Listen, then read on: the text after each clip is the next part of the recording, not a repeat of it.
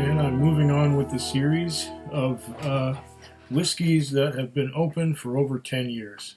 A friend of mine who drives a handicap bus had one of his clients saying that he had cases and cases of whiskey. Well, it turned out he had like 10 bottles, 9 of which had been open for over 10 years and stored in his attic. You can imagine how many broken corks I had. And one of them is still sealed. It's a bottle of Macallan. So anyway, moving on with this series, I usually don't get an opportunity to try whiskey that's been open for more than about a year because a bottle doesn't last more than a year around here on the outside. Some bottles only last 2 or 3 months just because I like them so much, or just because they're so horrible that I had to blend them together with other things and just get rid of it to make it palatable.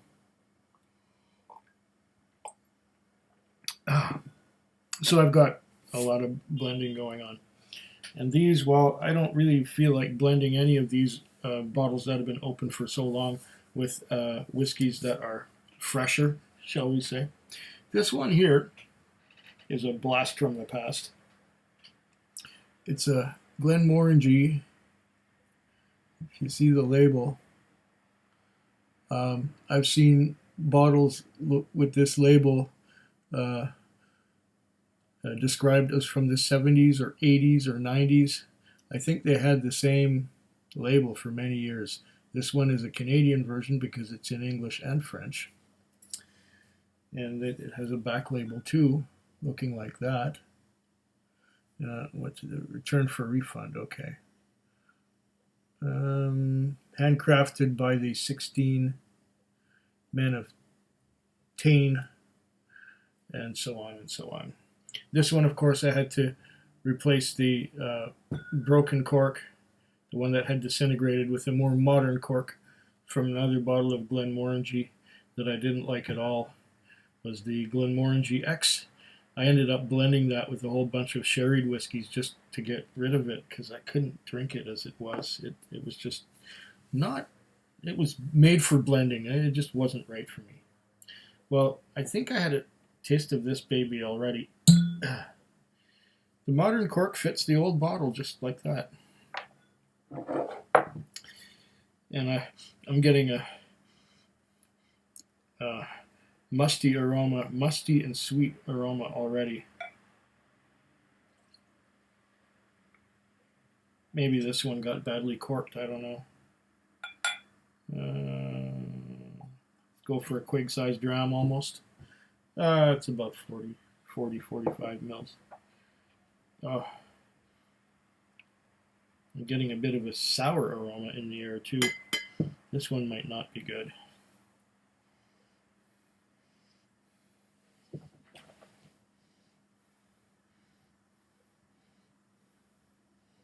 Yeah, sweet and sour. And definitely corky.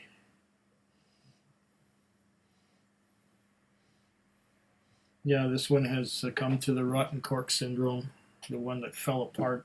As soon as you try and turn it or move it, it disintegrates.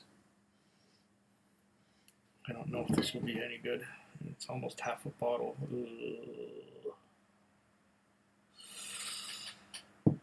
40% alcohol by volume. Maybe I'll just blend all of these together. We'll see. The notable exceptions, the Jim Beam still tasted somewhat like Jim Beam, only it tasted kind of flat.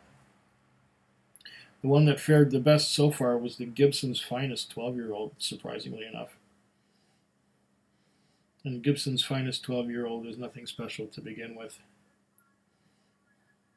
But at least it has longevity in the bottle. And I think that's mostly due to the plastic screw top. Yeah, I'm getting corky notes from this one.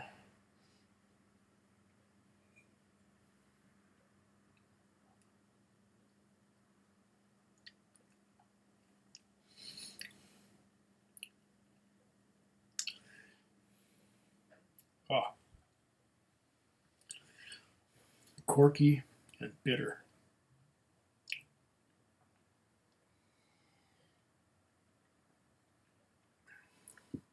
And sweet and sour at the same time. No, this one did not fare well. This one did not fare well at all.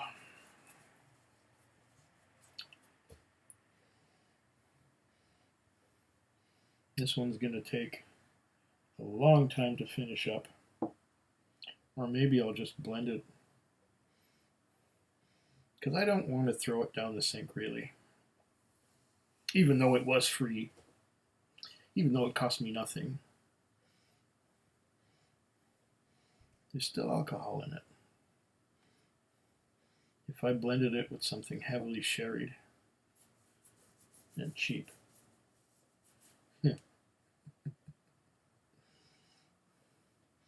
Well, this fun little journey continues. Slunch of a Food Quig. Food Quig. Food Quig. Food Quig. Food Quig. Yeah.